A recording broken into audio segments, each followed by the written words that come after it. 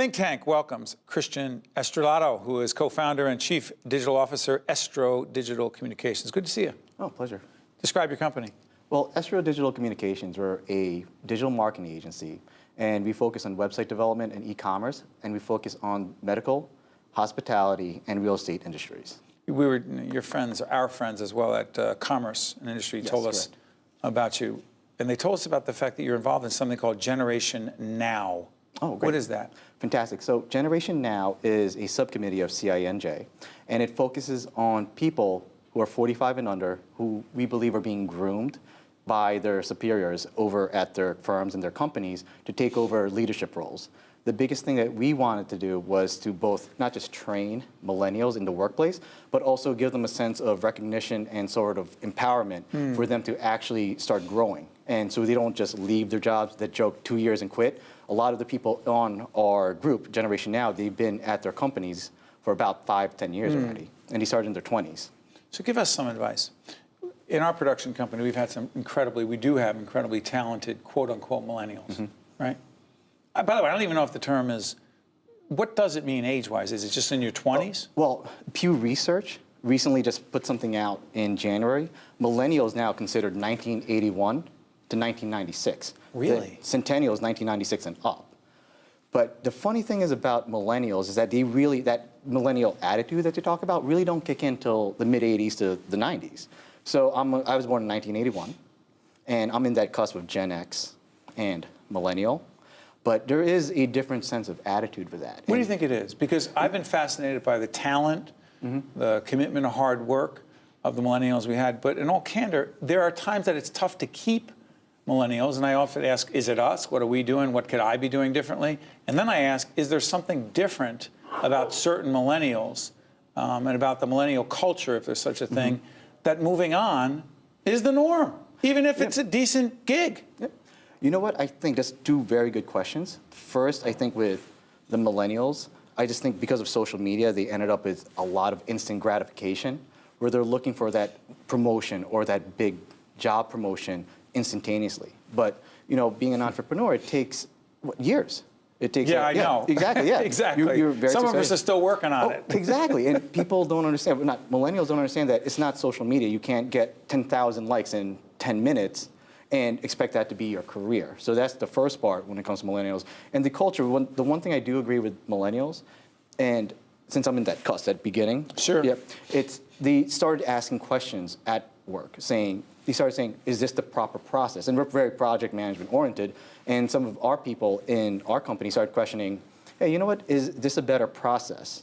You know, and that's something that I enjoyed, especially with some of our interns that we hired. They're saying, maybe you should think of something differently. You talked about getting millennials ready to be leaders. I'm not talking about the technological piece of it, the social media piece. That part, many millennials are really good at.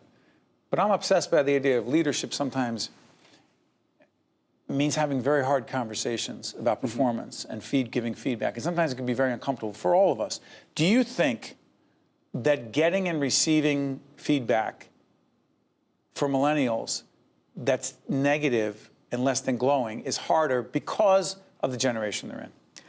I believe so. I believe that because of social media, What does that have to do with social media? Because everything is based on social media now for them. They're actually getting critiqued on social media. They believe that social media is the world. And a lot of the younger ones, they're in their 20s, they grew up with the social media. You have to understand that 10 years ago, they grew up with that. And how does that influence their attitude about interpersonal conversations that could potentially be difficult? Like, there's a whole bunch of books out there on difficult conversations. Are difficult conversations harder to have with millennials because of social media? I believe so. I believe because they're not having conversations, and they're talking mostly through Snapchat, through whatever. Instagram, whatever. And that they're not having these conversations. That joke about you have like 4 or 5 different teenagers just sitting on their phones, and they're not talking, but they're still talking. What do you do with them? I mean, you are in that age group. On a certain end of it, I am. You may find it's hard to believe I'm not. But in all reality, in all seriousness, how do you engage them?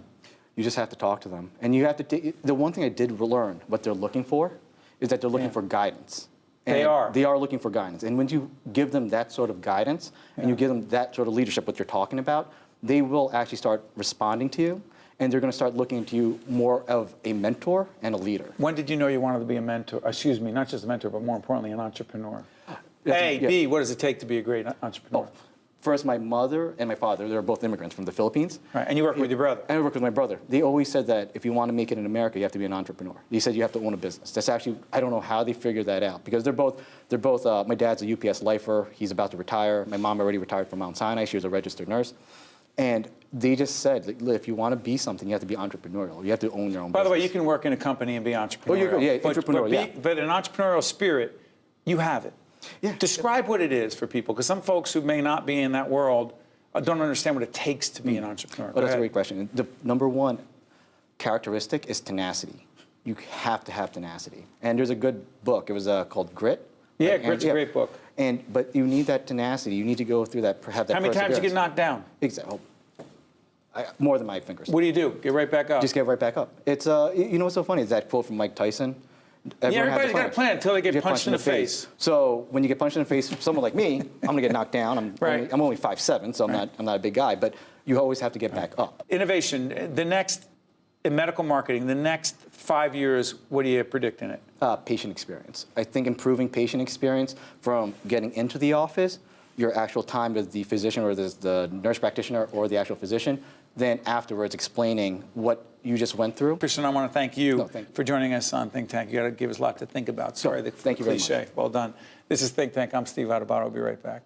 Think Tank with Steve Adubato has been a production of the Caucus Educational Corporation, celebrating over 30 years of broadcast excellence. Funding for this edition of Think Tank with Steve Adubato has been provided by the New Jersey Education Association, Wells Fargo, Horizon Blue Cross Blue Shield of New Jersey, New Jersey Sharing Network, Johnson & Johnson, Guarini Institute for Government and Leadership at St. Peter's University, and by the Fidelco Group. Transportation provided by Airbrook Limousine, serving the metropolitan New York, New Jersey area.